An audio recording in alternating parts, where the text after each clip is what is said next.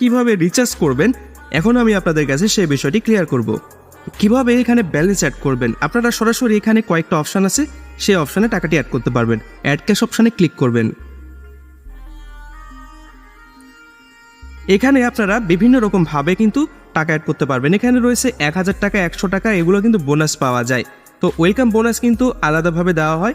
আপনারা যেটা যার মনে হবে বা যেটাতে আপনার সুবিধা মনে হবে সেইগুলো আপনারা নিতে পারবেন। 500 টাকা ডিপি করলে কিন্তু এখানে 75 টাকা বোনাস, 100 টাকা করলে 10 টাকা বোনাস এবং পরবর্তী দেখেন 1000 টাকা ডিপি করলে আপনি পাচ্ছেন 200 টাকা বোনাস। এখান থেকে করলে আপনারা এই বোনাসগুলি পাবেন। সফলভাবে ডিপোজিটের জন্য অ্যাড ক্যাশে ক্লিক করুন। যে বোনাসটি নিতে চান সেই বোনাসটিতে ক্লিক করুন এবং অন্যান্য ডিপোজিট করতে এখানেই ক্লিক করুন এবং আপনার অ্যামাউন্টটি সিলেক্ট করুন। এরপরে পেমেন্ট মেথডটি সিলেক্ট করুন। যেই নাম্বারটি থেকে পাঠাবেন সেই নাম্বারটি এখানে লিখুন। এরপরে সাবমিট করুন। যতবার ডিপোজিট করবেন ততবার ভালোভাবে দেখুন।